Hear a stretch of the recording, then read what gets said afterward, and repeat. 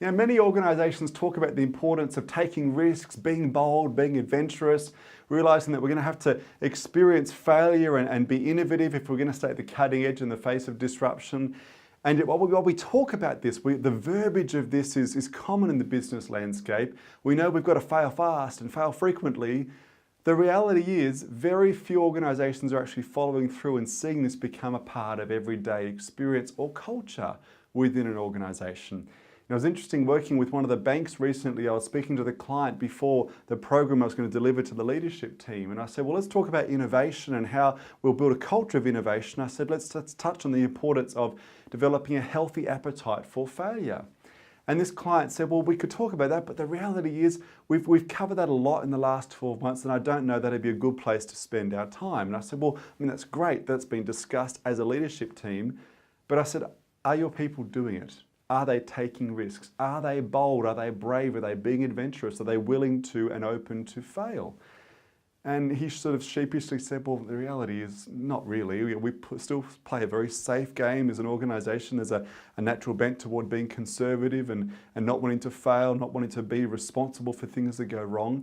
And I said, well, if you're talking about it, but the culture's not following through, the challenge is how do we address that? And so in the end, we actually spent a lot of time with the leadership team looking at this whole theme of how to build a culture where an appetite for healthy failure, a boldness to try new things becomes a part of everyday existence.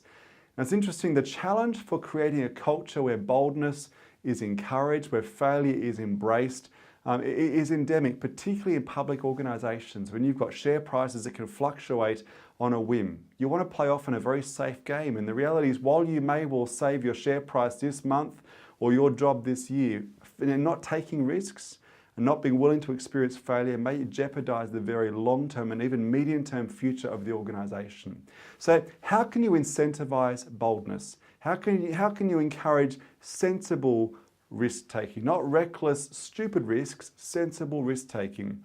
3 keys to doing this. The first key, if you're going to incentivize boldness and risk-taking, is you need to create psychological safety. A great example of the importance of psychological safety is the example of Jim Donald when he stepped into the role of CEO of Extended Stay America, having come out of Starbucks as his previous role. Jim Donald arrived into an organization that had a very difficult few years. And because things had been challenging, there was a prevailing culture of playing it safe, not taking risks, not wanting to stuff up. And so Jim Donald realized he needed to address this culture and give people permission to take risks and to fail. And he had a very novel way of doing this. And he created these get out of jail free cards that were distributed to everyone in the organization. The idea was, if you take a risk, if you try something and it doesn't work, just call through your get out of jail free card, no questions asked. What he gave people is a safety net, the ability to try things without that fear that if I try something and it goes wrong, then I'm going to be punished. Now, how do you do the same sort of thing? And it doesn't have to be a get out of jail free card that someone has in the organization. Often it's about modeling the culture of psychological safety. For instance, if a risk is taken, if something new is tried and it doesn't work, what do people around the organization or the team or the person that's made that mistake, what is the culture as a response? Because so often what you see happen is this: a mistake is made and everyone steps back and they point. I wouldn't have done it. I could have told you that wouldn't work. And of course, what does that say to everyone else in the team? Don't you take a risk next, because it might be you that's left out next time. The most important thing is when a risk is taken, a mistake or a failure is experienced, you as the leader or the organization as a whole needs to step forward, gather around the person or the team that's made the mistake, and in solidarity, the whole culture response needs to be, how do we learn from this together? Do not victimize the person. Don't leave them out on a ledge, because all that'll tell everyone else is, don't you take a risk, because it might be you next time. The second key to creating a culture where failure is encouraged, where people are willing to take risks and be bold, is you need to model it. This is so important from a leadership perspective. It needs to be clear throughout the organization that you as the leader have tried things and things have gone wrong, that you've made mistakes. Because very rarely will people within an organization be willing to take a risk if the perception is that everyone at higher levels of the organization have played the game that's been a safe game, and that's been what's got them to the point where they're at. You've made mistakes. You've taken risks with things that haven't worked out. Clearly communicate that. It builds a lot of trust, but it'll also give the encouragement to those in your teams, in your organization, to take the very same risks. Boldness starts at the top.